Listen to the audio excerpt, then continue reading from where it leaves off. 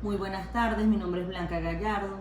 En el día de hoy vamos a hablar sobre los trastornos mentales de inicio en la infancia y adolescencia. Aunque a veces se asume que la infancia y la adolescencia son etapas libres de preocupaciones, hasta el 20% de los niños y adolescentes tienen uno o más trastornos mentales diagnosticables. La mayoría de estos trastornos pueden considerarse una exageración o distorsiones de conductas y emociones normales. Los trastornos mentales más comunes en la infancia y adolescencia caen dentro de las siguientes categorías según los manuales de diagnóstico de los trastornos mentales 110 y DSM-4. Por su parte, tenemos el retraso mental, que se divide en retraso mental leve, retraso mental moderado, retraso mental grave, retraso mental profundo y retraso mental de gravedad no especificada. Los criterios para el diagnóstico del retraso mental consisten en la capacidad intelectual significativamente inferior al promedio de un CI aproximadamente de 70 o inferior en un test de CI administrado individualmente. En el de niños pequeños, un juicio clínico de capacidad intelectual significativamente inferior al promedio. Déficit o alteraciones de ocurrencia en la actividad adaptativa actual. Eficacia de la persona para satisfacer las exigencias planteadas para su edad y su grupo cultural, en por lo menos dos de las áreas siguientes: comunicación personal, vida doméstica, habilidades sociointerpersonales, utilización de recursos comunitarios, autocontrol, habilidades académicas funcionales, de trabajo, ocio, salud y seguridad.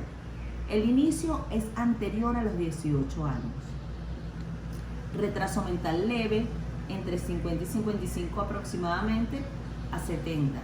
Retraso mental moderado, entre 35 y 40 y 50 y 55.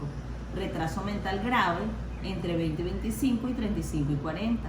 Retraso mental profundo, inferior a 20 o 25. Retraso mental de gravedad no especificada, cuando existe clara presunción de retraso mental, pero la inteligencia del sujeto no puede ser evaluada mediante test usuales.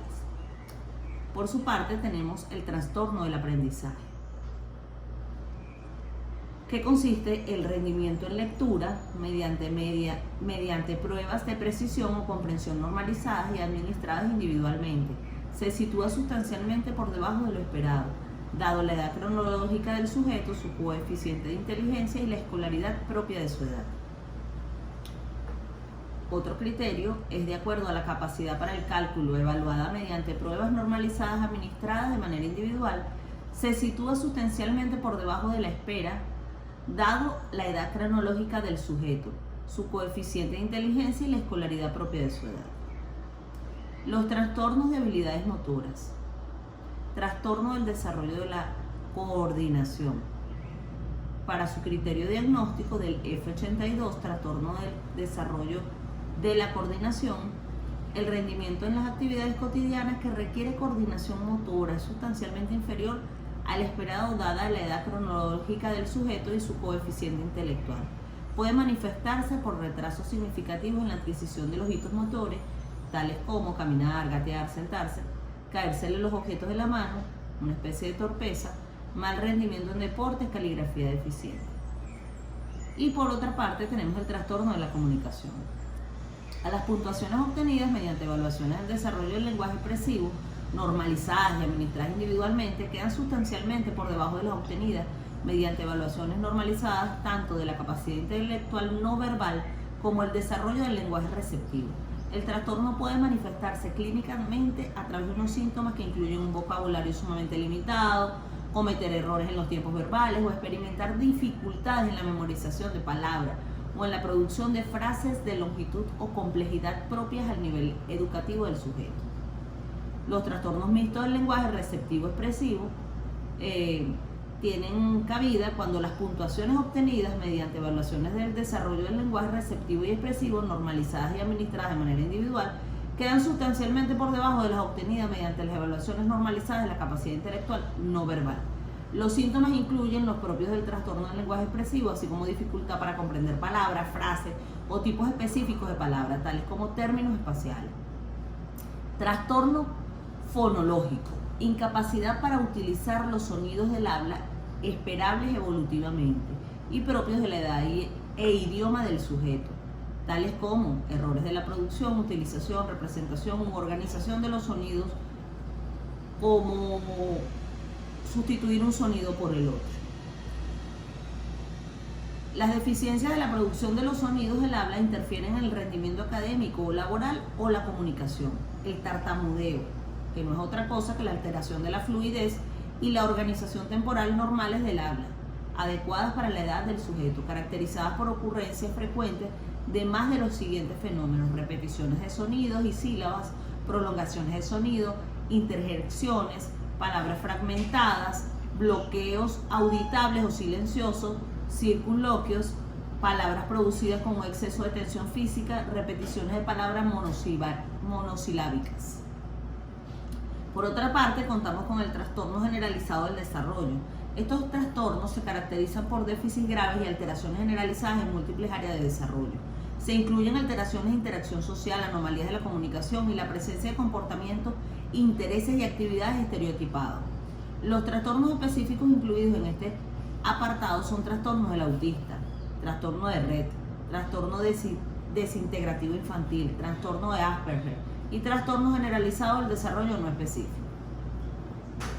Trastorno por déficit de atención y comportamiento perturbador. Este apartado incluye el trastorno por déficit de atención con hiperactividad, que se caracteriza por síntomas manifiestos de desatención e impulsividad e hiperactividad. Se presentan subtipos para especificar la presentación de síntomas predominantes: tipo con predominio del déficit de atención, tipo con predominio hiperactivo impulsivo y tipo combinado. También se incluyen en este apartado los trastornos de comportamiento perturbadores. El trastorno disocial se caracteriza por un patrón comportamental que viola los derechos básicos de los demás o las principales normas o reglas sociales propias de la edad del sujeto.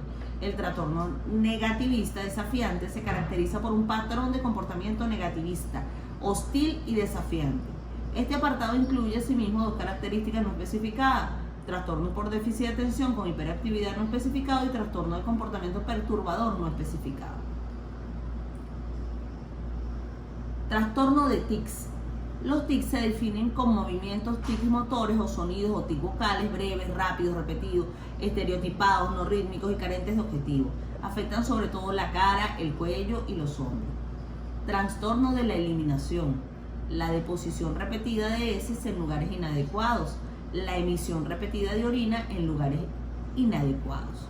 Otros trastornos de infancia y de la adolescencia, para aportar y culminar esta información, lo constituyen un grupo que se dedica a trastornos no incluidos en los anteriormente citados. El trastorno de ansiedad por separación se caracteriza por una ansiedad excesiva e inadecuada desde el punto de vista evolutivo, concerniente a la separación respecto del hogar o de las personas con quienes este niño esté vinculado.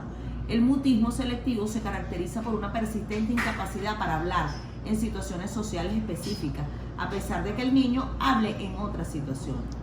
Y finalmente, el trastorno reactivo de la vinculación de la infancia a la niñez se caracteriza por una relación social manifiestamente alterada e inadecuada evolutivamente, que se produce en la mayor parte de los contextos y se asocia a una crianza claramente patógena.